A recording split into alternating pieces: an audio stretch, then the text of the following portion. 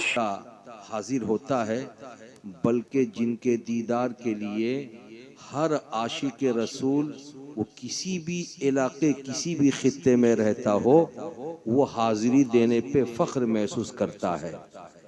आपकी और हमारी निगाहों के सामने वो बैठे हुए हैं जिनको हुजूर मसरूर मिल्लत का लाडला कहा जाता है, हुजूर दूल्हा मियाँ की अमानत कहा जाता है, जो हज़ारों की तादाद में आशिकाने मुस्तफ़ा के दिलों पे रह करके हुकूमत करते हैं। यानी मेरी मुराद पीरे तरीक़त रहबरे राह शरीयत हज़रत अल्लामा अलहाज सैयद शाह ख्वाजा मसऊद मिल्लत किबला दामत बरकातुहुल कुद्सिया से है। आप हजरात हजरत के दीदार से अपने आप को मुशर्रफ कर रहे हैं। मैं आप लोगों के सामने खड़ा हूँ। इस वक्त 12:30 बज रहे हैं। घड़ी ने अगरचे 12:30 बजा दिया है, लेकिन आप लोगों के हौसलों का अभी 12 नहीं बजा है। ये सारे के सारे जवान और ये बिल्कुल जीता जागता मजमा ये चाह रहा है कि आज हुजूर पीर तरीक़त रहबर राह शरीयत की मौजूदगी में हमें कुछ ऐसी बातें बताई जाएं कि यहाँ आए थे खाली दामन लेकर, यहाँ से लौटें तो अपने दामन को गौहरे मुराद से भर के लौटें। तो हजरात, इंतज़ार की घड़ी अब ख़त्म हुई। सखावत हुसैन बरकाती आपका देरीना और पुराना खादिम आपके सामने हाजिर है। मेरी माँ बहनें भी अच्छी खासी तादाद में बैठी हैं। आइए मैं कुछ अर्ज़ करूं। अर्ज़ करने से पहले ये बेहतर और मुनासिब समझता हूं कि सब लोग मिल करके अपने और सारे जहान के मरकज़ अक़ीदत आक़ाए नामदार मदनी ताजदार सैयदे अबरार अखियार शहनशाह ज़ी वक़ार हुजूर ताजदार मदीना राहत क़ल्ब सीना सरकार अहमद मुजतबा प्यारे मुस्तफ़ा जनाब मोहम्मद रसूलुल्लाह और वाहुना फिदा सल्लल्लाहु अलैहि वसल्लम की बारगाह में बाआवाज़ बुलंद दुरूद शरीफ का नजराना पेश करें। पढ़े मिलकर अल्लाहुम्मा सल्ले अला मुहम्मदिन बारिक वसल्लिम सलातम व सलामुन अलैका या रसूलल्लाह सल्लल्लाहु तआला अलैहि वसल्लम सल्लल्लाहु अला नबील उम्मी वालिही व बारिक वसल्लिम। आपने अपनी दुनिया में अलग अलग नस्लों में रहने वाले इंसानों को देखा होगा। कभी आप YouTube खोलते हैं, मोबाइल खोलते हैं तो काले लोग दिखते हैं, कभी आप खोलते हैं तो गोरे लोग दिखते हैं, और कभी आप खोलते हैं तो सांवले लोग दिखते हैं। अरे बोलो, ऐसा है या नहीं? कभी आप मोबाइल खोलते हैं तो नाटे लोग दिखते हैं, और कभी आप खोलते हैं तो बोलो ना भाई। अरे नाटे के मुकाबले में क्या होगा? ऊंचा लंबा, तो बोलिए ना, लंबे लोग दिखते हैं। हजरात, ये इंसानों की शक्ल है, इंसानों की सूरत है, रंगो नस्ल है, जो पूरी दुनिया में करोड़ों और अरबों की तादाद में अल्लाह ताला ने इंसानों को बनाया। हजरात, इन तमाम इंसानों को ले लीजिए, हर इंसान को एक एक करके आप पूछिए तो वो किसी भी धर्म का हो, किसी भी मजहब का हो, वो अपने आप को हक वाला कहेगा। मैं ही हक पे हूं। अरे बोलो, चर्च पे रहने वाला अपने आप को हक पे कहेगा, मस्जिदों में जाने वाला अपने आप को हक पे कहेगा, मंदिरों में जाने वाला अपने आप को हक पे कहेगा। यानी कोई नाहक का लफ्ज इस्तेमाल करने वाला नहीं, सब अपने आप को हक पे कहने वाले। लेकिन ऐ किष्टोपुर आने वालों, मैं तुमसे पूछता हूं, तुम कौन हो? हक पे हो या नहीं हो? अरे बोलो ना भाई, अरे हक पे हो या नहीं हो? अगर आप करबला के आका सरकार हुसैन पाक के गुलाम हो तो हक पे हो। बोलो सुभान अल्लाह। अगर आप बगदाद के गौस के गुलाम हो तो हक पे हो। अरे बोलो ना सुभान अल्लाह। अगर आप अजमेर के खाजा के गुलाम हो तो हक पे हो। अगर आप कटरा के शहनशाह सरकार दूल्हा के गुलाम हो तो हक पे हो।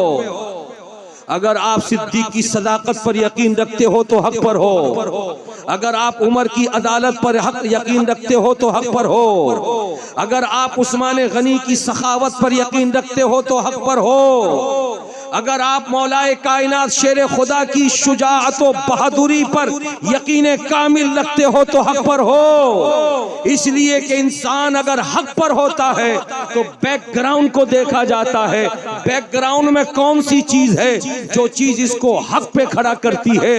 हजरात, अगर इसको समझना चाहते हो तो आओ मैं आपको बताता हुआ गुजरूं। मैंने आपको इससे पहले भी बताया था, पूरी दुनिया में 6673 पहाड़ है, मगर तमाम पहाड़ों को एक यकसानियत तौर पर हर एक पहाड़ को मर्तबा और रुतबा हासिल नहीं है।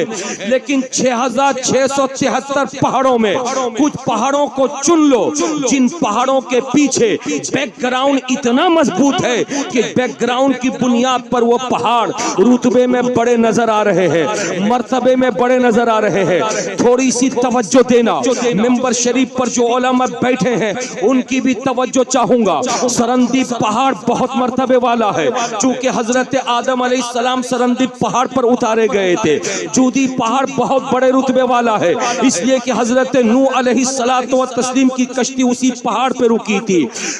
पतूर नाम का पहाड़ बहुत मुकद्दस है, इसलिए कि हजरत मूसा अलैहिस्सलाम उसी पहाड़ पे जाकर के रब से शर्फ़े हम कलामी हासिल किया करते थे। पहाड़ों की दुनिया में आओ, हेरा नाम का पहाड़ बहुत रुतबे वाला है, इसलिए कि गारे हेरा में है। और आगे बढ़ते जाओ, सौर नाम का पहाड़ बहुत रुतबे वाला है, इसलिए कि वहां पे गारे सौर है। और आगे जाओ, रहमत नाम का जबल रहमत नाम का पहाड़ बहुत रुतबे वाला है, इसलिए कि हजरत आदम और हव्वा की मुलाकात जन्नत से उतरने के बाद वहीं पे हुई थी। और आगे बढ़ते चले जाओ, रकीम नाम का पहाड़ बहुत रुतबे वाला है, इसलिए कि असहाबे कहफ का काफिला वहीं पे आज तक लेटा हुआ है। और आगे बढ़ते चले जाओ, सबीर नाम का पहाड़ बहुत रुतबे वाला है, इसलिए कि हजरत इस्माइल ज़बीहुल्लाह के लिए उसी पहाड़ पर फिदिया बना करके खुदावंद कुद्दूस ने जानवर उतारा था। ये पहाड़ थे जिनका बैकग्राउंड मजबूत था, जिनको रुतबा मिला। लेकिन उन्हीं पहाड़ों में एक पहाड़ है उहुद नाम का, जिस पहाड़ के बारे में मुकद्दस नबी प्यारे आका फरमाते हैं, मेरे सहाबा ये उहुद नाम का पहाड़ जिसको तुम देख रहे हो ये पहाड़ जन्नती है, इसलिए कि ये जन्नती पहाड़ अल्लाह तबारक व तआला के पहाड़ों में बड़े रुतबे वाला है। साहबा ने पूछा, या रसूल अल्लाह ये जन्नती कैसे है? तो नबी ने फरमाया था, ये पहाड़ मुझ मोहम्मद से मोहब्बत करता है, मोहब्बत नबी की बुनियाद पर उहुद पहाड़ जन्नती है। मुस्तफा का फरमान था, जो मोहब्बत करे वो जन्नती है। तो किश्तपुर में आने वालों, आले नबी को गवाह बना करके बताना, बोलो तुम नबी से मोहब्बत करते हो कि नहीं करते हो, रसूल से इश्क करते हो कि नहीं करते हो। अगर करते हो तो दुनिया के जितने भी तबके में रहने वाले इंसान हैं, मैं किसी इंसान की बात नहीं करता, मुसलमान की बात करता हूँ। मुसलमान सबसे बड़ा है, सबसे रुतबे वाला है, इसलिए कि वो खुदा के पैगंबर से मोहब्बत करता है, अकीदत के हारों फूल पेश करता है। प्यार से बोलो, मैं इसको बांधू, ये आवाज खींच रहा है, पतला रुमाल। दुरूद पाक पढ़ी अल्लाह, अरे पढ़ो भाई, पढ़ो भाई,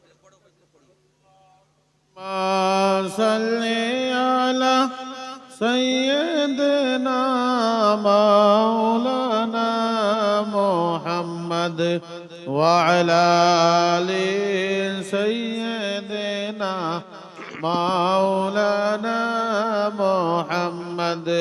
अल्लाहुम्मा सल्ली अला सय्यदना मौलाना मुहम्मद सल्लल्लाहु व अलैहि अला नबी व आलिहि व बारिक व सल्लिम सलातन व सलामन अलैका या रसूल अल्लाह। बोल दो सुभान अल्लाह, बोलो ना भाई।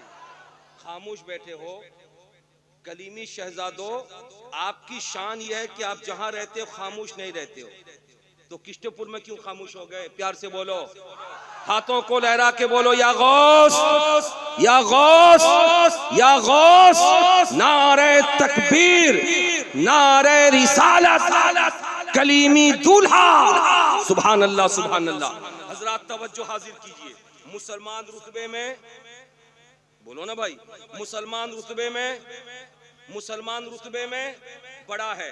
मोहब्बत करता है तो बड़ा बन गया, मोहब्बत करता है तो बड़ा बन गया। और मोहब्बत चाहती है कि सर से लेकर पांव तक एक एक अंग से मोहब्बत हो। बोलो ना प्यार से। लेकिन ऐ सुन्नियों, आपने इसी दुनिया में देखा होगा कुछ ऐसे लोग भी हैं जो कुर्ता पाजामा टोपी दाढ़ी वाले हैं, मोहब्बत नबी का दावा तो करते हैं, मगर नबी के कान की समाअत पर एतराज, और कहते हैं कि नबी को अगर तुम या नबी कह के पुकारो तो नबी नहीं सुनते। बोलो माज़अल्लाह, क्या ये मोहब्बत है? अरे बोलो ना भाई, मोहब्बत है? नहीं। नबी की आंख की कुव्वते बसारत पर एतराज। नबी की आंख को अल्लाह ने इतनी ताकत दी कि नबी जैसे सामने देखते थे वैसे ही पीछे। अरे प्यार से बोलो ना।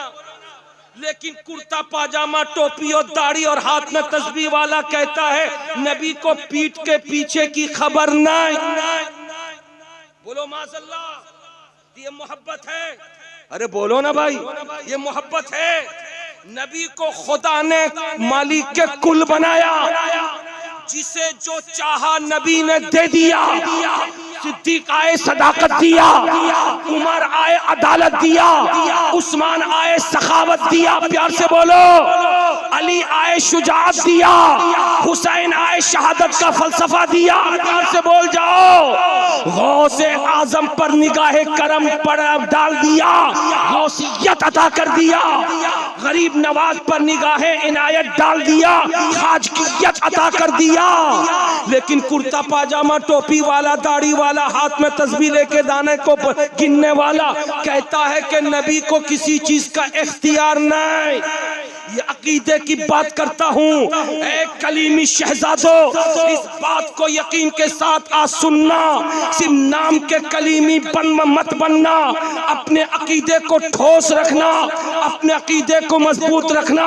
इसलिए कि याद रखो, अगर पीर का फैजान चाहते हो तो जब तक अकीदा दुरुस्त न होगा तो फैजान कलीमी जारी न होगा। अगर फैजान कलीमी को तुम चाहते हो तो अकीदे को ठोस रखो।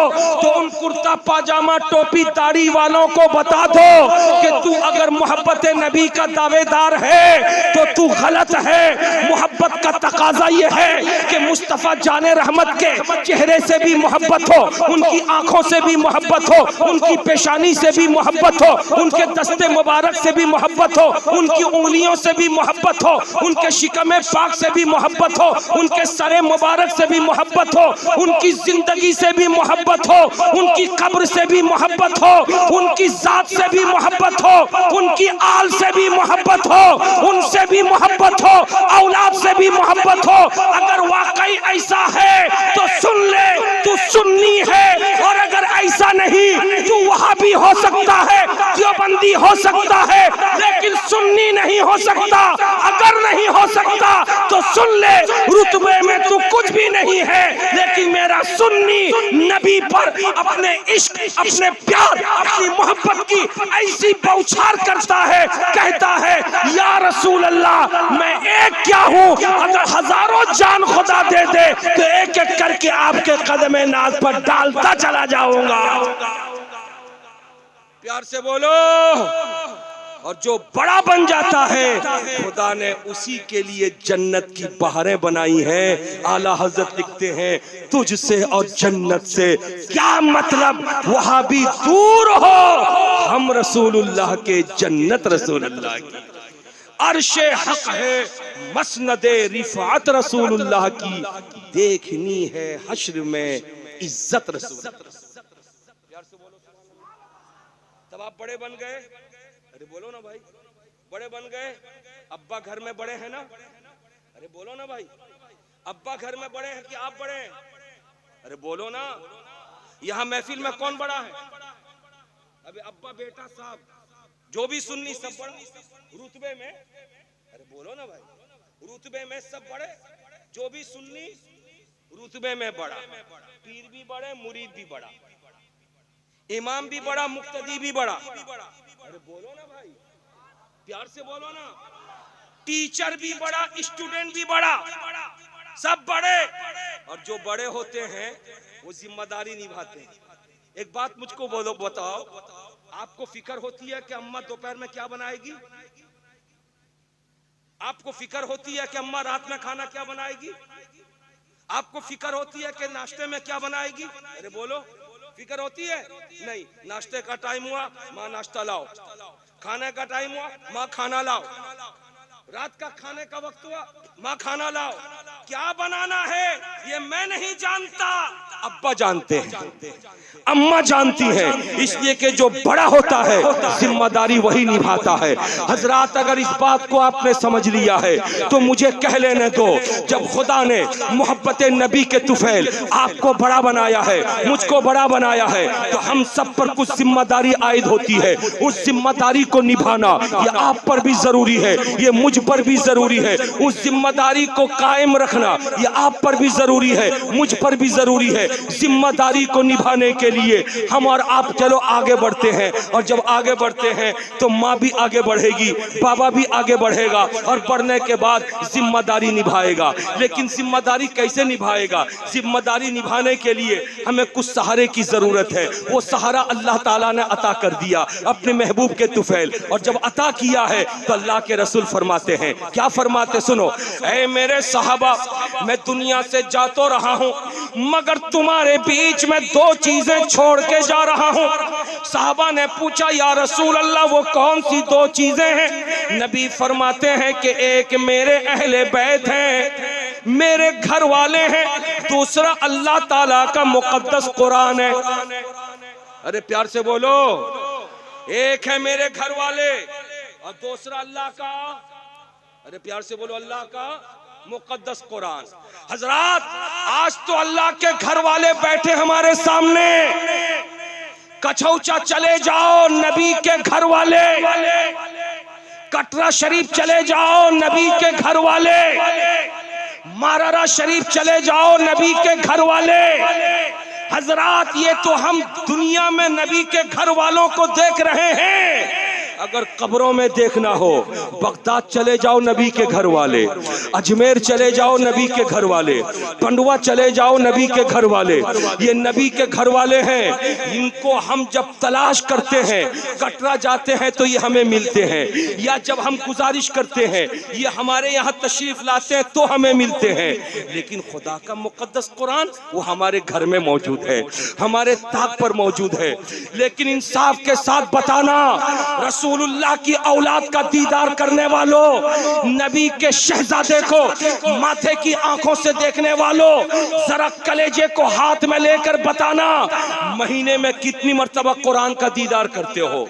जरा इंसाफ के साथ बताना, महीने में कितनी मर्तबा कुरान खोल के तिलावत करते हो?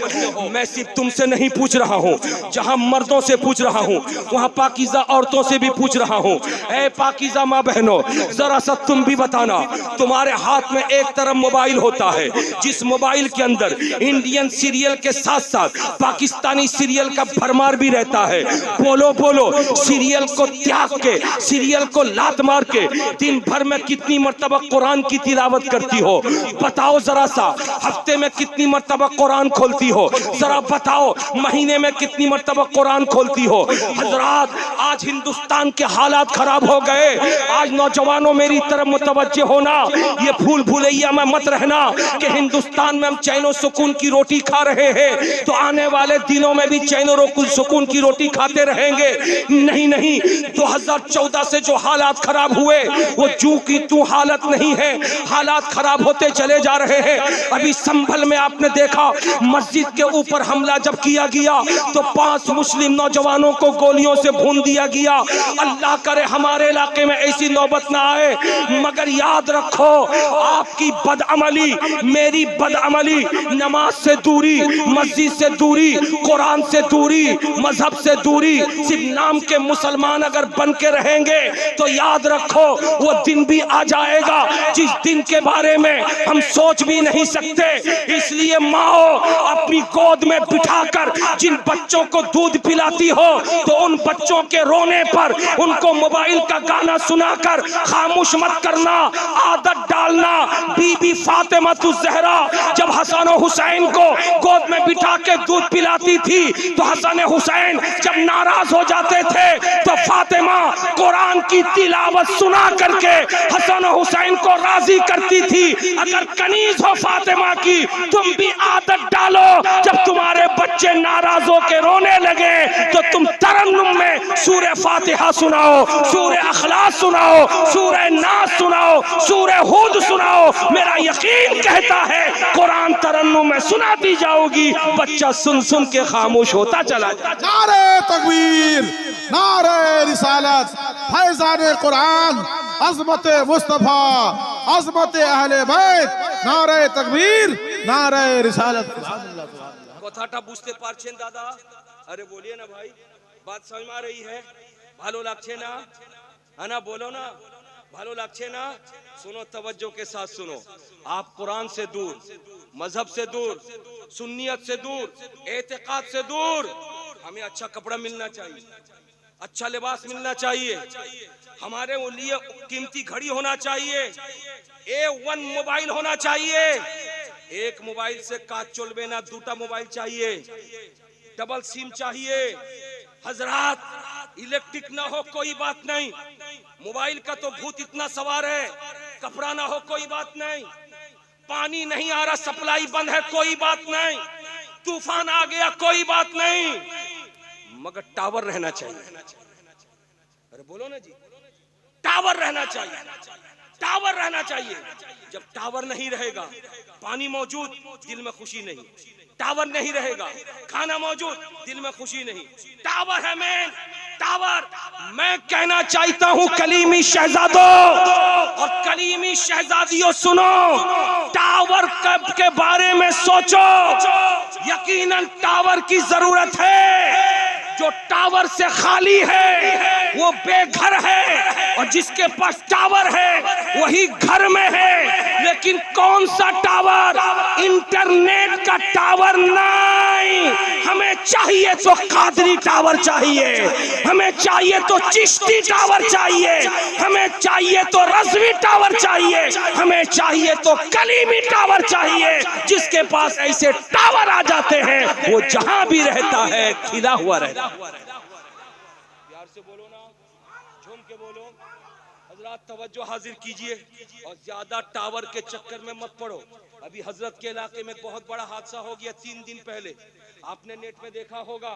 ये टावर के जरिए JSP न GPS मैप। अरे बोलो ना जी, बाइक चलाते हो ना, अगर अजनबी जगह जाते हो तो क्या करते हो? मैप चालू करते हो, GPS। अरे बोलो, GPS मैप चालू किया था 3 लोगों ने 4 व्हीलर पर बैठ करके। GPS मैप से बरेली से चले, कुछ दूरी से चले, बरेली शहर में ही एक नदी पड़ती है जो हजरत क्या से बहुत करीब है। GPS मैप ने उनको वही नदी के ऊपर बने हुए पुल का रास्ता दिखा दिया, और जब पुल पे उनकी गाड़ी चढ़ी, नेट उनको बता रहा है कि यही रास्ता है, मैप बता रहा यही रास्ता है। 3 दिन पहले की बात है, उसी रास्ते से चले। अल्लाह अल्लाह, अगर न्यू फरक्का का नया ब्रिज देखा होगा तो समझ में आएगा कि दोनों तरफ से ब्रिज का काम हो गया, बीच में खाली। उस पुल का वही हाल था।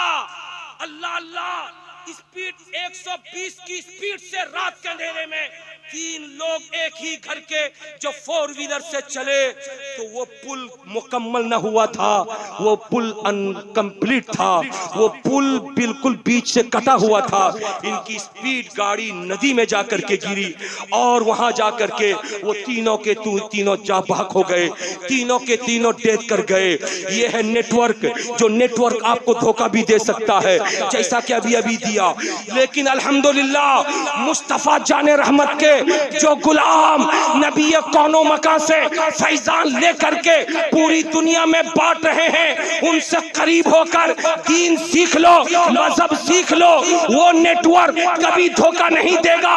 जो सिद्दीक अकबर की सदाकत पे चला वो कभी धोखा न खाया, जो फारूक की अदालत को अपनाया वो कभी धोखा नहीं खाया, जो उस्मान की सखावत को अपनाया वो कभी धोखा न खाया, जो अली की शुजाअत को अपनाया वो कभी धोखा न खाया, जो हुसैन की शहादत को अपनाया वो कभी धोखा न खाया, जो गौस की गौसियत को अपनाया वो कभी धोखा न खाया, जो खाजा की खाजगियत को अपनाया वो कभी धोखा न खाया।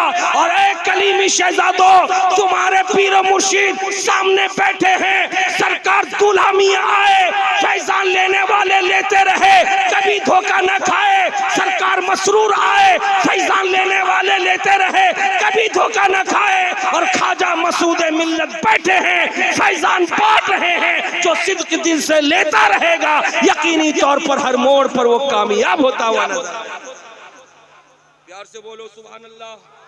तो हजरात मैं आपके सामने ये कह रहा था कि घर में कुरान है। अरे बोलो भाई, घर में, प्यार से बोलो, घर में कुरान है। उस कुरान को खोल करके पढ़ने की हमें तौफीक नहीं होती, लेकिन शिकायत जबान पे रहती है, इतना कमाते हैं बरकत नहीं है। रोजाना 1200-1400 की कमाई है, फिर भी बरकत नहीं है। आप अलग कमाते हो रोते हो, माँ तुम्हारी कमाई पर अलग रोती है, बहन तुम्हारी कमाई पर अलग रोती है, बीवी अब तुम्हारी कमाई पर अलग रोती है। मैं माँ बहनों को मुतवज्जे करके ये कहना चाहूंगा, ये तुम्हारा बेटा पसीना बहाता है, ये बाहर काम करता है, ये तुम्हारा शौहर बाहर काम करता है, ये तुम्हारा भाई बाहर काम करता है, ये जाफिशानी बर्दाश्त करता है, तकलीफ बर्दाश्त करता है, पसीना बहाता है, वो वह मेहनत करता है। अगर तुम उसकी कमाई में बरकत चाहती हो तो घर में पैसा भेजता है तो सिर्फ और सिर्फ मोबाइल पेर के, नेटवर्क चला के, सीरियल देख के अपना वक्त बर्बाद न करना। नमाज की पाबंदी करके, रोजाना कुरान की तिलावत करके अपने बेटे की कमाई की बरकत की दुआ करना, शौहर की कमाई की बरकत की दुआ करना, बाप की कमाई की बरकत की दुआ करना। मैं यकीन कामिल के साथ हुजूर ख्वाजा मसूद मिल्लत को गवाह बनाकर ऐलान करता हूँ, जो दुआ सिद्क दिल से माँ करेगी उस दुआ की कबूलियत में कोई शक नहीं है। बहन की दुआ भाई के हक में, माँ की दुआ बेटे के हक में, बीवी की दुआ शौहर के हक में कबूल होगी। कम कमा के लाएगा, इतनी बरकत होगी कि सारा काम मुकम्मल होता हुआ। प्यार से बोलो सुभान अल्लाह। और कुरान में कितनी बरकत है, अगर बरकत देखना चाहते हो तो तवज्जो हाजिर करो। अल्लाह अल्लाह, एक जगह पे जलसा होने वाला था, उस जलसे के बारे में माइक से लाउड स्पीकर से ऐलान हुआ चारों तरफ। ऐलान करने वाला ऐलान करते करते एक कॉलेज के पास से गुजरा कि फला जगह पे एक जलसा होने वाला है। उस कॉलेज में पढ़ने वाली मुस्लिम लड़कियों के साथ साथ गैर मुस्लिम लड़कियां भी पढ़ती थी। एक गैर मुस्लिम लड़की एक मुस्लिम शहजादी से पूछती है, तुम्हारे ग्रामे किसी होवे ना की? कहा की होवे? का जलसा होवे। उस लड़की ने कहा कि आमियो जाबो जलसा सुनबार जन्नो। अल्लाह अल्लाह, मुस्लिम लड़की ने वेलकम किया।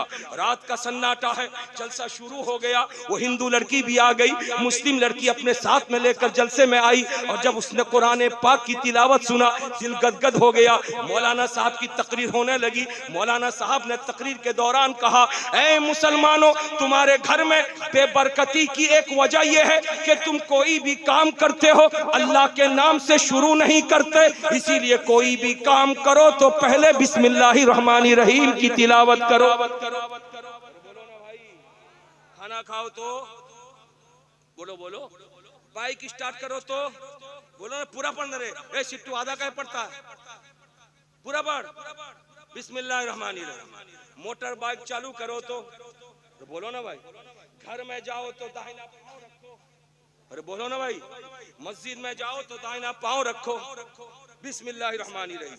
नाम बिस्मिल्लाहिर्रहमानिर्रहीम का माना क्या होता है मालूम है? माना अल्लाह के नाम से शुरू। माना याद करो, क्या माना है? अल्लाह के नाम से शुरू, जो बड़ा मेहरबान और निहायत रहम वाला है। मौलाना साहब की तकरीर चल रही थी, जहां मुस्लिम लड़की महजूज हो रही थी, वहीं पे हिंदू लड़की भी महजूज हुई। दूसरी सुबह जलसा खत्म हुआ, अपने घर गई, और जब घर गई तो घर का कामकाज करने के लिए झाड़ू देना शुरू किया, पढ़ा बिस्मिल्लाहिर्रहमानिर्रहीम। बर्तन धोना शुरू किया, पढ़ा बिस्मिल्लाहिर्रहमानिर्रहीम। बिस्तर बिछाना शुरू किया, पढ़ा बिस्मिल्लाहिर्रहमानिर्रहीम। नहाना शुरू किया, पढ़ा बिस्मिल्लाहिर्रहमानिर्रहीम। 2, 4, 5 दिन तक जब बिस्मिल्लाहिर्रहमानिर्रहीम बिस्मिल्लाहिर्रहमानिर्रहीम की तिलावत कसरत से किया, तो हिंदू घर में बाप ताड़ गया, माँ ताड़ गई, जरूर दाल में कुछ काला है। पूछने लगा कि मेरी प्यारी बेटी ये की पढ़ो तुम्हें? कहा बिस्मिल्लाहिर्रहमानिर्रहीम। कहने लगा हमारे तो हिंदू, हम तो मुस्लिम नहीं, ये कलमा तो मुसलमान पढ़ते हैं, हम लोग नहीं पढ़ते हैं। मुस्लिम घर में आने वाली हिंदू लड़की कहने लगी कौन पढ़ता कौन नहीं पढ़ता है, मुझको इससे कोई मतलब नहीं। बिस्मिल्लाहिर्रहमानिर्रहीम इतना प्यारा लगा कि मैंने उसको याद कर लिया, अब मुझसे कोई भी इसको छीन नहीं सकता।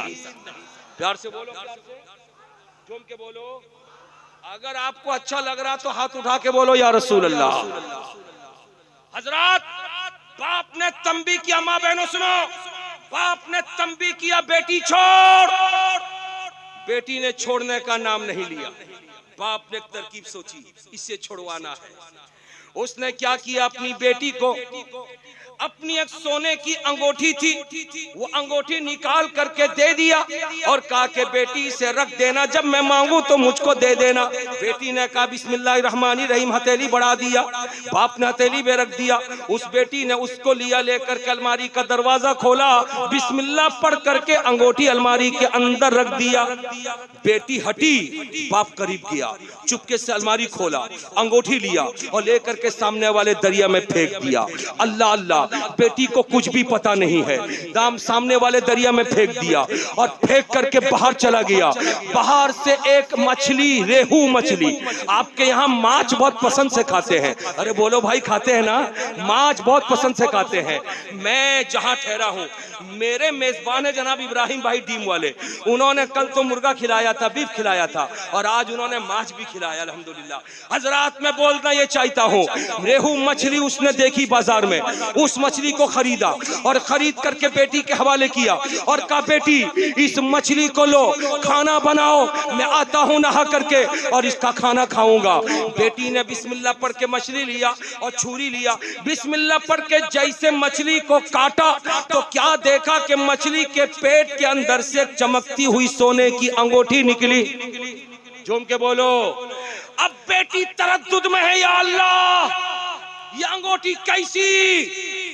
याद आया कि बाप की अंगूठी, नहीं नहीं बाप की अंगूठी तो मैंने अलमारी में रखी है। दौड़ी हुई गई, अलमारी खोला, देखा जगह खाली है, अंगूठी नहीं है। समझ गई यही अंगूठी है, लेकिन माजरा क्या है अल्लाह बेहतर जानता है। उस अंगूठी को लिया और लेकर कमरे के अंदर गई और जाकर के उसने जो कहा था, बहनों सुनो तवज्जो के साथ, उसने कमरे के अंदर परवरदिगार को पुकारा था, मेरे मालिक को मौला, मैं नहीं जानती कि अंगूठी यहाँ से कैसे गायब हुई, लेकिन दोबारा मेरे हाथ में जब आ गई है, ऐ मेरा परवरदिगार तेरा कलाम सच्चा है। मेरी मुस्लिम सहेली जो इस्लाम रखती है, मैं इस्लाम से दूर थी, लेकिन परवरदिगार इस बंद कमरे के अंदर आज मैं दिल की अथाह गहराई से इस्लाम कबूल करके मुसलमान बनती हूँ। अंगूठी को लिया और लेकर के उसने अलमारी के अंदर रख दिया।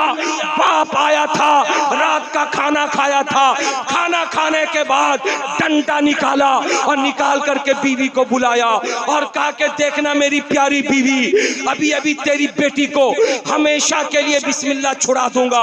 उसने डंडा उठाकर बीवी को बुलाया, बेटी को बुलाया और कहा कि बेटी अंगूठी ला के दो। जैसे बेटी अलमारी की तरफ गई, बाबा खुश होने लगा, कहने लगा देखो खुशी से तो गई है मगर खाली हाथ वापस आएगी और कहेगी बाबा अंगूठी कहाँ है मुझको पता नहीं, मैंने रखा तो था। अब मैं डंडा उठाऊंगा और पीटूंगा और कहूंगा बिस्मिल्लाह पढ़ना याद रहता है मगर अंगूठी तूने कहाँ रखी तुझको याद नहीं है। लेकिन हालात बदल गए थे। वो लड़की मुस्कुराती हुई अंगूठी लेकर के आई, बाप के हाथ में दिया, बाप ने हथेली पे अंगूठी लिया और लेकर के एक नजर लड़की को देखता है, दूसरी नजर अंगूठी को देखता है, एक नजर ले बेटी को देखता है, दूसरी नजर अंगूठी को देखता है, देख करके पूछता बेटी बोल ये अंगूठी तू कहां से लाई, बेटी बोल अंगूठी तू कहां से लाई, बेटी बोल अंगूठी तू कहां से लाई। अभी वो पूछ रहा था, बेटी तो खामोश थी मगर गैब से आवाज आती है, ओ अल्लाह के बंदे बेटी से जिरा मत कर, तूने बेटी को अंगूठी दिया था, बेटी ने अलमारी में रखा था, तूने गायब करके दरिया में लेके फेंका था। खुदा की मखलूक मछली दरिया में रहती है, अल्लाह ने मखलूक मछली को हुक्म दिया था उस अंगूठी को निकल जा, वो अंगूठी निकल गई थी। एक शिकारी जाल फेंका था, वही मछली पकड़ में आई थी, वो शिकारी बाजार ला के बेचा था, तू ही खरीदार बनकर के गया था, मछली घर लाया था, बेटी के हवाले किया था, बेटी ने गले को चाक किया था, अंगूठी मिल गई थी। इतना सुनना था, 3 फीट जमीन को छोड़ा और छोड़ करके जप लिया और कहा बेटी अब देर मत कर, मुझको कलमा पढ़ा के मुसलमान बना दे। बेटी बोल रही थी बाबा किस बुनियाद पर कलमा, तो बाबा कह रहा था कि मैंने सुना है पूरे कुरान में 6666 आयतें हैं लेकिन बिस्मिल्लाहिर्रहमानिर्रहीम एक आयत है। जब एक आयत का इतना पावर है तो पूरे कुरान का कितना पावर होगा। नारे तकबीर, नारे रिसालत, फैजान कुरान, अजमत अहले बैत, फैजान हुजूर मसरूर मियां, नारे तकबीर, नारे रिसालत, सुभान अल्लाह, सुभान अल्लाह। इसलिए मैं कहना चाहता हूँ माँ बहनों, कुरान की घर में तिलावत करो, नमाज की पाबंदी करो, अपने बच्चों के हक में दुआएं करो, इसलिए कि कल के बच्चे और थे, आज के बच्चे और हैं। कल के बच्चे जो थे वो आपकी बात मानते थे। जब हम लोगों का बचपना था उस बचपने को आपने देखा होगा, लेकिन आज का जो बचपना है उसको भी आप देखते हुए नजर आ रहे हैं। हजरात आज बेअदबी, आज गुस्ताखी, आज बच्चों का माँ बाप को नेगलेक्ट करना ये आम होता जा रहा है। इसीलिए मैं कहता हूँ किसी इलाके से गुजर जाओ, अगर आलिम उलमा की इज्जत हो, अगर दाढ़ी वालों की टोपी वालों की इज्जत हो तो समझ जाना इस इलाके के लोग अपने माँ बाप की इज्जत करते हैं। और जिस इलाके में बड़े लोगों की इज्जत ना हो, उम्र दराज लोगों की इज्जत ना हो, तो समझ जाओ उस इलाके के लोग अपने माँ बाप की इज्जत नहीं करते होंगे। आज हालात बदले हुए हैं। मैं कहना यह चाहता हूँ, आज कलीमी शहजादों अपने पीरो मुर्शिद के सामने बैठे हुए हो, पीरो मुर्शिद क्या देते हैं? इस्लाम देते हैं। पीरो मुर्शिद क्या देते हैं? फलसफा इस्लाम पेश करते हैं। पीरो मुर्शिद क्या करते हैं? तुम अगर भटके हुए हो तो तुमको राह रास्त पे लाके खड़ा करते हैं। पीरो मुर्शिद क्या करते हैं? रसूल का इश्क तुम्हारे सीने में सैकल करते हैं। पीरो मुर्शिद क्या करते हैं? माँ बाप का अदब और एहतराम बताते हैं। पीरो मुर्शिद क्या करते हैं? बेनमाजी हो तो नमाज पढ़ने की तलकीन करते हैं। पीरो मुर्शिद क्या करते हैं? अगर तुम इस्लाम से अलग हो गए हो तो तुम्हारे कदम को इस्लाम की दहलीज पे लाके खड़ा कर देते हैं, ताकि तुम सिर्फ नाम के मुसलमान न रहो। इसलिए कि नाम का जो मुसलमान है वो जब तक दुनिया में है तब तक चल रहा है, लेकिन जब काम का मुसलमान बन जाएगा तो कब्र में जाएगा तो हिफाजत ही हिफाजत होती रहेगी, राहत ही राहत मिलती रहेगी, आराम ही आराम मिलता रहेगा। इसीलिए मैं कहना यह चाहता हूं कि अच्छे मुसलमान बन जाओ। जब तुम अच्छे मुसलमान बन जाओगे तो जिस तरफ जाओगे तुम्हारा ही डंका बजता हुआ नजर आएगा। हजरात मुकर्रम, आज मैं एक बात बताना चाहता हूँ। आज हमारे घरों में माँ बहनें बेटियां जो रहती हैं, इनकी हिफाजत की जिम्मेदारी किसकी है? अरे बोलो ना, अरे बोलो, अगर अच्छे भाई हो तो तुम्हारी बहन अगर बहक रही हो तो तुमको कहीं पे मुंह दिखाने के तुम लायक नहीं। अगर अच्छे बाप हो तो तुम्हारी बेटी अगर गैर महरम से मुआशका चला रही हो तो तुम बाजार में बैठ के मुंह उठा के बात करने के लायक नहीं हो। अगर अच्छे शौहर हो तो तुम्हारी बीवी अगर बहक रही हो तो कहीं पे तुम सीना तान के बात करने के लायक नहीं। इसीलिए अल्लाह ताला ने मर्दों को हाकिम बनाया, तुम्हारी हुकूमत चले औरतों पे, तुम्हारी हुकूमत चले माँ बहनों पे। अगर बीवी है तो शौहर हुकूमत करे, माँ है तो अब्बा हुकूमत करे, है या नहीं? लेकिन उल्टा हो रहा है भी, बेचारा मर्द है तो वो नीचे दबा हुआ, औरत की हुकूमत चल रही। अरे बोलो ना, मर्द कहता है कि एटा होबे, औरत कहती ना एटा होबे ना ओटा होबे। बेचारा मर्द सिलेंडर, अरे बोलिए ना, मर्द सिलेंडर, एटा नहीं ओटा, बीवी जो बोल दे वही आखिरी लकीर है। इसीलिए मर्द बीवी से डरता नजर आ रहा है। अब बीवी के सामने जिसका नहीं चलता है वो मस्जिद में इमाम साहब के ऊपर चलाता है। इमाम साहब मौजिन साहब के ऊपर, ओ मौजिन साहब झाड़ू काहे नहीं दिया, ओ इमाम साहब इतना टाइम हो गया, टाइम हो गया तो क्यों नहीं अजान दिया अब तक। जिसका घर में न चलता हो वो मौजिन पे चलाएगा, इमाम पे चलाएगा, मौलाना पे चलाएगा और चाय खाने पे बैठ करके लंबी लंबी बात करेगा, लंबी लंबी।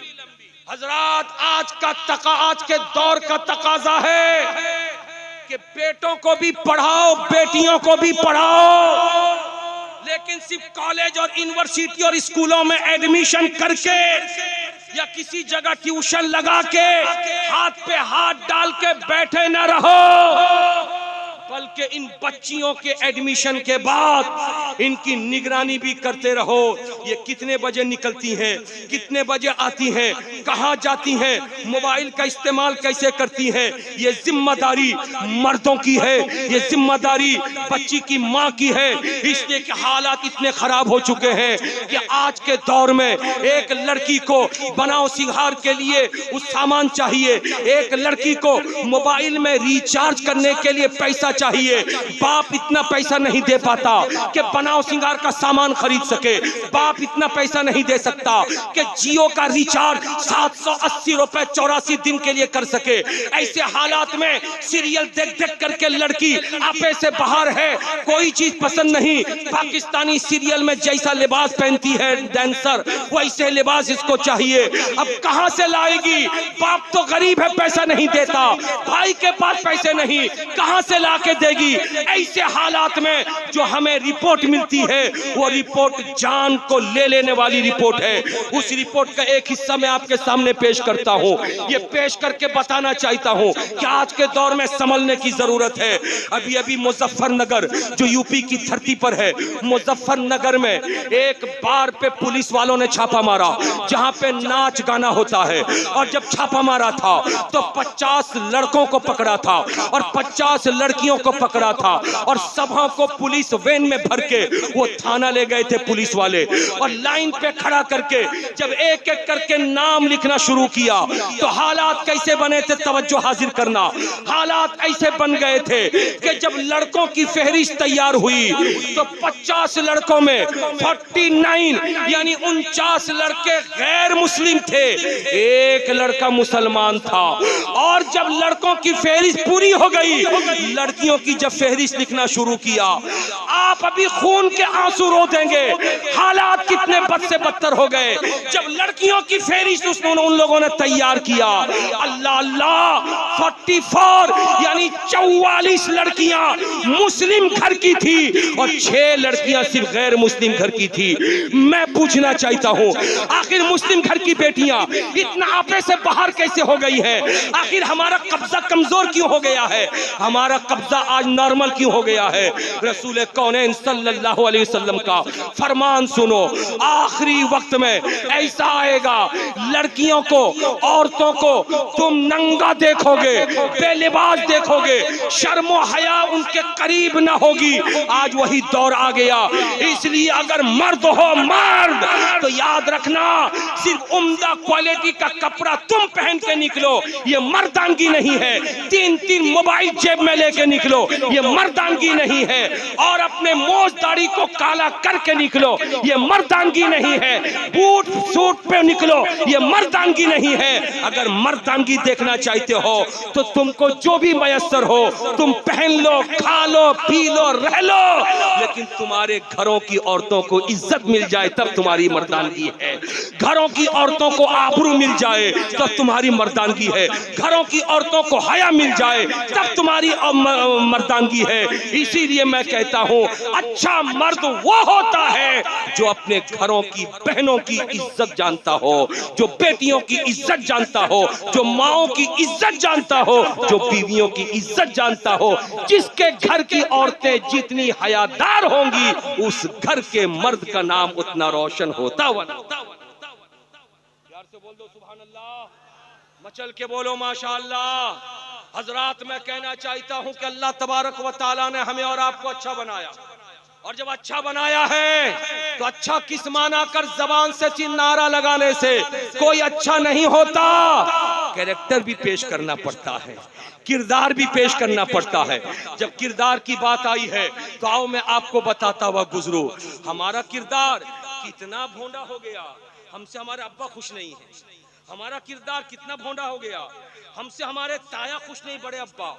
हमारा किरदार कितना घटिया हो गया, हमसे हमारे चचा खुश नहीं है। और हम चले हैं दूसरों को खुश करने के लिए। मियाँ अपने घर को पहले खुश कर लो, अपनी माँ को पहले खुश कर लो, अपने अब्बा को पहले खुश कर लो, अपने ताया को पहले खुश कर लो, अपने चचा को पहले खुश कर लो, अपने भाइयों को पहले खुश कर लो। जो खानदान वालों को खुश करता है वही बाहर वालों को भी खुश करता है। लेकिन हालात ऐसे बन गए हैं, हमारे लिए मोहल्ले के दोस्त प्यारे हैं, हमारे लिए अपने साथ काम करने वाले प्यारे हैं, उनके साथ वक्त गुजारेंगे मगर अब्बा को वक्त नहीं देंगे, उनके साथ टाइम बिताएंगे मगर अब्बा को टाइम नहीं देंगे। कितने ऐसे लड़के हैं, जरा सा अपने गरीबान पे मुंह डाल के देखे कि 24 घंटे में 1 घंटा अम्मा के पास, अब्बा के पास टाइम देते हो। 1 घंटा 24 घंटे में अब्बा के बेड पे जाके, अब्बा के बेड पे जाके बैठ के टाइम देते हो। आज अब्बा बेचैन है कि मेरा बच्चा सब कुछ करता है मगर मुझे टाइम नहीं देता। अम्मा बेचैन है, मेरा बेटा सब कुछ करता है मगर मुझे टाइम नहीं देता। हालात इतने ऐसे बद से बदतर हो गए। टाइम रहेगा बैठ के मोबाइल पेरते रहेंगे मगर अब्बा के पास देने के लिए टाइम नहीं है।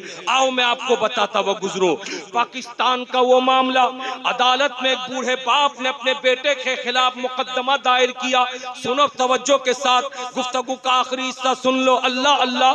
पाकिस्तान में एक बूढ़े ने अपने बेटे के खिलाफ मुकदमा दायर किया, केस दायर किया और केस में लिखा अपने बेटे से मुझको हर महीने 1 रुपया चाहिए और वो 1 रुपया अपने बेटे के हाथ से चाहिए।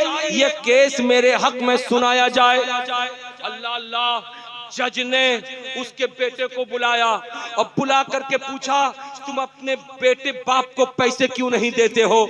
तो बेटे ने कहा था, जो कहा था वो सुनो।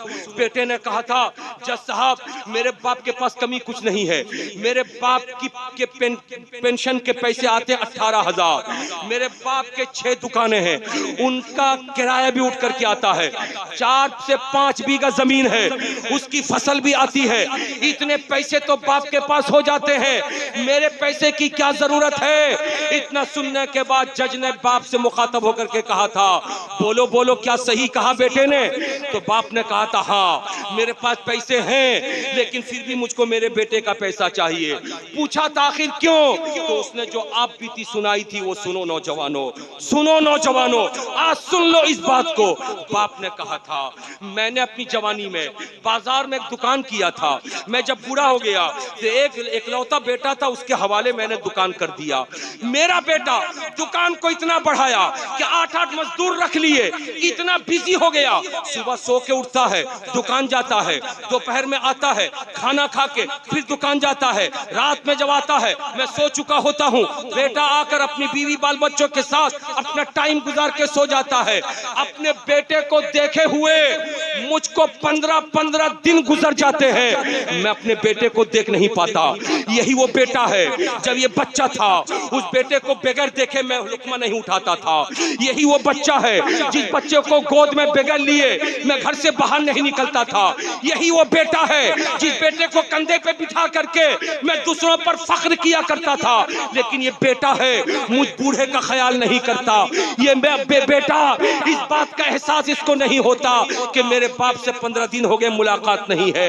ऐसे आलम में मैं चाहता हूं कम से कम 1 रुपया महीने में मेरे पास ला करके दे, वो भी अपने बेटों के हाथ से न भेजे, दुकान के वर्कर के हाथ से न भेजे, अपनी बीवी के हाथ से न भेजे, बल्कि वो खुद आए मेरे पास, मुझको दे। कम से कम 1 महीने में अपने बेटे को दिल खोल करके मैं आधे घंटे 1 घंटे के लिए देख तो लूं। अल्लाह अल्लाह, बोलो बाप का दर्द कैसा था। जवानों, तुमको समझ में नहीं आएगा, जब तुम बाप बनोगे, तुम्हारी जब औलाद होगी, तब तुमको समझ में आएगा कि बेटा किसे कहते हैं, बाप किसे कहते हैं। हजरात, एक बाप से पूछो, बाप की तमन्ना बेटा है, बाप की आरजू बेटा है, बाप की खुशी बेटा है, बाप की राहत बेटा है, बाप का चैन बेटा है, बाप का सुकून बेटा है। याद रखना, बूढ़े बाप के कमरे में रोजाना बिला नागा रात में सोने से पहले 10 मिनट के लिए सही जाना, बाप के बेड पे बैठ करके बाप के पांव में हाथ मारना, माँ के कमरे में जाना, माँ के बिस्तर पर बैठ के हाथ में तेल लेकर के माँ के सर पे 10 मिनट के लिए मालिश करना। अगर तुमने मामूल बना लिया तो याद रख, उस बाप माँ के मरने के बाद अगर 30 और 40वां 10वां 20वां करके अगर तुमने 100 फकीरों को खिला दिया, 4 मदरसे के बच्चों को खिला दिया, अपने दरवाजे के सामने 18 डेग चढ़ा करके खाना बना के तूने बंटवा दिया, लेकिन उनकी जिंदगी में अगर तू उनको टाइम नहीं देता था, उनको खुश नहीं करता था, तो ये सब कुछ 40वां 10वां 20वां में करना बेकार है। और अगर तुम 40वां 10वां 20वां में ये सब कुछ करना चाहते हो तो उनकी जिंदगी में पहले उनको टाइम दे दिया करो, उनसे मोहब्बत की बात कर लिया करो, उनसे प्यार की बात कर लिया करो। यही पीर आते हैं, पीर आते हैं यही सबक देने के लिए, और ये बताते हैं, याद रख, तेरे ऊपर पहला हक खुदा का है, दूसरा हक रसूलुल्लाह का है, और तीसरा हक तेरे माँ बाप का है। अगर वो माँ बाप खुश नहीं है तो पीर खुश नहीं है, माँ बाप खुश नहीं है तो रसूलुल्लाह खुश नहीं है, माँ बाप खुश नहीं है तो अल्लाह भी खुश नहीं। हजरात मुकर्रम, इसलिए जलसों में आते हो तो सीख करके जाओ। ये पीर का पैगाम है जो सखावत हुसैन बरकाती की जबान से निकल रहा है। आज लोग तकाजा करते हैं पीरों को सामने आना चाहिए, पीरों को सामने आना चाहिए, पीरों को सामने आना चाहिए। और कितना सामने आएंगे, कितने सामने आएंगे? बैठे हैं, सखावत हुसैन बरकाती को बोल रहे हैं, बरकाती बोल, जो मेरा पैगाम है उस पैगाम को दे दे, उस पैगाम को दे दे, ताकि दुनिया ये न कहे कि पीर का मुरीद तो हो गया, पीर साहब के हाथ को तो चूमता है, लेकिन 3 साल हो गए बाप के तलवे को इसने अब तक नहीं छुआ है। पीर साहब की दस्तबोसी तो करता है, लेकिन 4 साल हो गए अपने बाप से दुआ सलाम नहीं किया है। इसलिए उठो, पहले घर वालों को मुतमईन करो, उसके बाद पीर के पास आओ तो पीर का फैजान तुमको काम देगा। दुरूद पाक पढ़ो। अल्लाह सैयदना मौलाना मोहम्मद व अला आलि सैयदना सल्लल्लाहु अलैहि व बारिक व सल्लम सलातन व सलामन अलैका या रसूल अल्लाह व सल्लम अलैका या हबीब अल्लाह सल्लल्लाहु तआला अलैहि व सल्लम। हजरात मुकर्रम, आखिरी बात कर लूं, 2 मिनट के अंदर, उसके बाद मैं अपनी जगह ले लूं, इसलिए कि मेरे बाद एक महान वक्ता भी है, वो भी तकरीर करेंगे। और हुजूर किबला बहुत देर से तशरीफ फरमा है, ये करम है इनका। खुश हो जाओ, राजी हो जाओ, तुम्हारे पीर तुम्हारे लिए इतनी देर से बैठे हुए हैं। मैं आखिरी पैगाम तुम्हें दे करके अपनी जगह लेना चाहता हूं। किसी भी धर्म में, किसी भी मजहब में वो फलसफा नहीं जो इस्लाम में है। मैंने ओल्ड एज होम, बूढ़े लोगों को रखने की जगह, मास्टर साहब बोलिए, यही नाम है ना जी, आश्रम, हाँ क्या, वृद्धा, उसी को ओल्ड एज होम कहते हैं, वृद्धा आश्रम, वृद्धा आश्रम है ना भाई, वृद्धा आश्रम।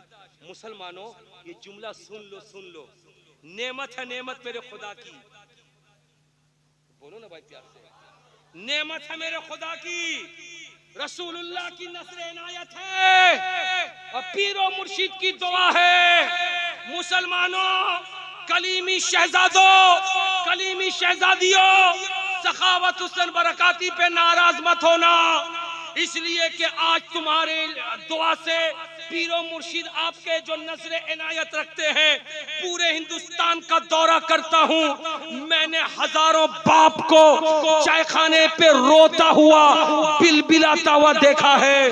वो दर्द है जो सीने में मैं पेश कर रहा हूं, लेकिन इस दर्द को पेश करने के बावजूद एक खुशी की खबर है जो मैं आपको सुना करके अपनी जगह लेना चाहता हूं। मैंने हजारों आश्रम,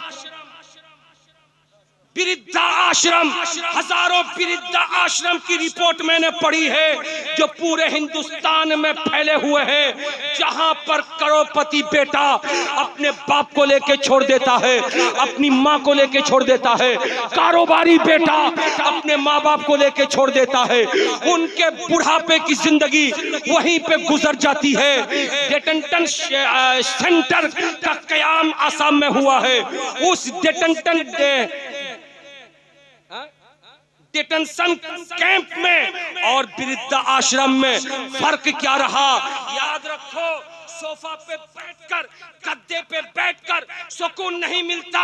अगर एक दादा को सुकून मिलता है तो खाली चटाई पर बैठा हो और गोद पे पोता खेल रहा हो तो दादा को सुकून मिलेगा। बोलो ना भाई प्यार से। अगर गद्दा पे बैठे, सोफा पे बैठे नाना तो उसको सुकून नहीं मिलेगा, लेकिन गोद पे बैठा हो खाली चटाई पे और गोद पे नाती खेल रहा हो तो याद रखो उस नाना को खुशी मिलेगी। हजरत आपके भी दादा रहे होंगे, आपके भी नाना रहे होंगे। मैं 2 लफ्जों में हजरत के दादा और नाना को भी याद कर लूं, इसलिए कि जिक्र उन्हीं का चल रहा है। लाखों सलाम सरकार दूल्हा मियां को जो हुजूर किबला के दादा है, और लाखों सलाम हजरत कासिम मिल्लत कलीमी को जो हजरत के नाना है। खुश नसीब है हुजूर आपको दादा ऐसा मिला जो दादाओं में भी निराला दादा है, आपको नाना ऐसा मिला जो नानाओं में भी निराला नाना है। काश हम सबको भी दादा और नाना ऐसे ही मिल जाए। तो मैं कहना ये चाहता हूँ, मैंने हजारों आश्रम की रिपोर्ट पढ़ी है जहाँ हर धर्म के लोग पहुँचते हैं। करोड़पति अपने बाप को लेकर छोड़ देता, कारोबारी अपनी माँ को लेकर छोड़ देता, लेकिन मुसलमानों खुश हो जाओ, हजारों आश्रम के रिपोर्ट में एक भी कोई मुस्लिम घराने का बूढ़ा नहीं मिलता, बूढ़ी नहीं मिलती, गरीब सही, लेकिन ये नौजवान अपने बाप को, अपनी माँ को अपने ही घर में रखता है। जो खुद खाता है वही बूढ़े माँ बाप को भी खिलाता। हजरात, अल्लाह तबारक व तआला आपके और हमारे घर के बूढ़ों को और